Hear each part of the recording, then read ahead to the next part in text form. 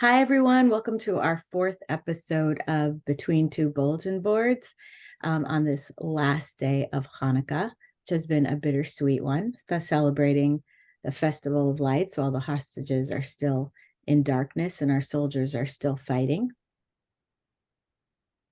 Yeah, it definitely feels more relevant than ever to kind of to zoom out and just kind of take the long look in terms of what the Jewish people have endured, from generation to generation, and certainly feeling like we are in the middle of one of those times that just feels very, very difficult, very, very challenging and very important. So I'm sure it's been a lot for a lot of people this Hanukkah. Yeah, I was speaking to a Jewish history teacher who just told me how meaningful and relevant her class has suddenly become. All the seniors kind of, oh my gosh, wait, what are you like? Yes, this makes sense now. Yeah, So, yeah, yeah, absolutely. the work of our schools obviously becomes so much more important now. And it's amazing what schools have been able to do, not just in just steering the ship during this time, but actually even improving, continuing to grow. It's just very, very impressive. And that has been the case in one of the schools we've been working with, right? Yeshiva Flatbush, where we're doing two PLCs, one of which a professional learning community, and one of which is in assessments, alternative assessments. And I was really struck, Tavi, by what you had shared in preparing a Judaic studies alternative assessment scheme for the teachers. And I was hoping that you might be able to take us through that today because I think You it's bet. interesting. Thanks. Okay, so I'm going to share my screen here. Um, so yeah, it's been a lot of fun to think together with this PLC about how alternative assessments can really act as like the perfect sidewalk to some of the learning goals that teachers have anyway, right? Nobody wants to feel like when they're thinking about assessments, particularly when they're thinking about alternative assessments, nobody really has time to do like a hard detour onto something which has no relevance. Sure, it would be nice to have something creative in the class, but who has time to really ignore or put to the side some of the learning goals that we have for our year? And because of that, I think it was really interesting to look together at ways that assessments, and particularly alternative assessments, can really hug the learning goals that you have anyway for for your class. So as you'll see here on the screen, we took a look at a few different kinds of do now exercises. These could really be just kind of as students are first beginning the day, for the first 5 or so minutes of the class, a way to jump right into some of your important learning skills.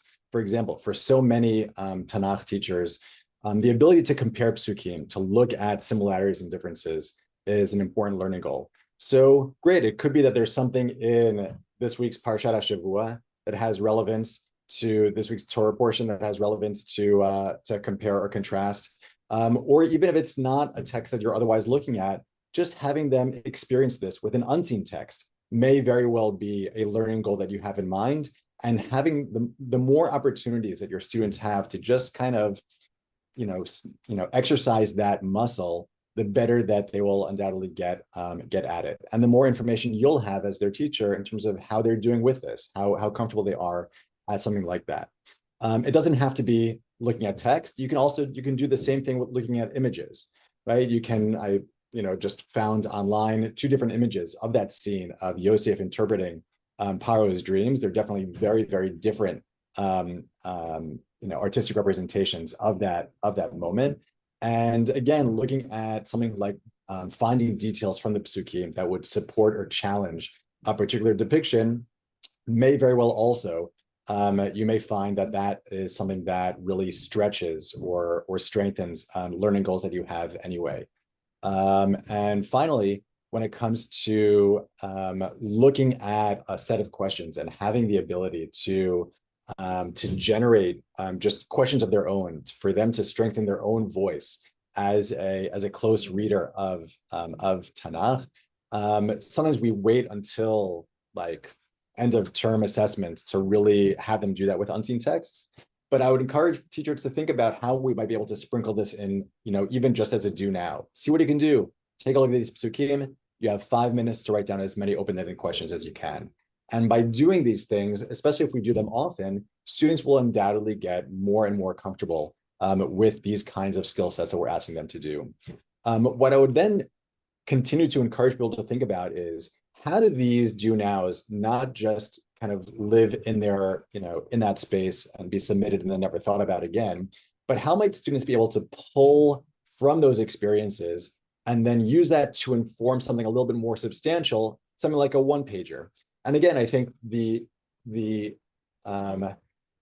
concern sometimes with something like a one-pager, where students are being asked to fully fill up a one single page with in a creative way all about a different topic, is who has time for those kind of detours. So let's think about how it doesn't have to be a detour. How might this continue to be an opportunity to stretch and come back to some of those skills, where I might want my students to specifically bring in quotations from Tanakh.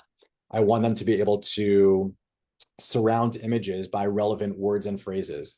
I want them to identify an overarching theme or idea for a set of psukim. And again, all of those, to the extent that those are part of my learning goals and part of the skills that I want them to be doing anyway, how can I have them do that and apply it in this creative way towards a one-pager? Might be just kind of a very natural next progression built off of some of those do nows. And finally, to the extent that you've had opportunities for students to do either one-pagers or some of these do nows or other kinds of creative alternative assessments, you are then well positioned to ask your students to create a more full digital portfolio of their work.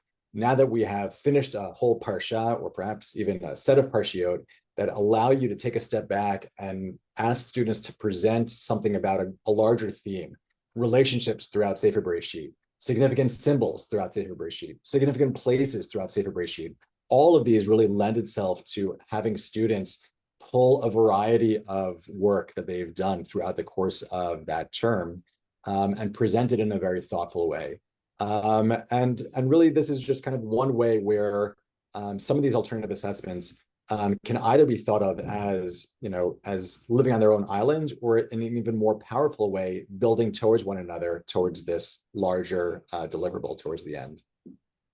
Thank you so much. I mean, I was just struck by the way that you lined it up to be kind of a culminating project, but also I love the way that you connected it to content and skills that teachers need to be teaching, want to be teaching anyway. And one teacher kind of commented on that, like he was saying how when we presented at Yeshiva Flatbush, he was saying how like he thought creative assessments or alternative assessments might have to be like these big projects or something else in the classroom, and he was struck by the fact like, hey, it's stuff I'm doing anyway. Exactly. It's really kind of demystifying that process, and leaning into let's give it a try. Whether it worked perfectly or not, we always walk away with having learned something from the process. So I encourage everyone out there to if any of these ideas or other ideas are on your mind, go ahead, give it a try, lean in, And send us a copy. I'd love yeah. to see a Tanakh one pager.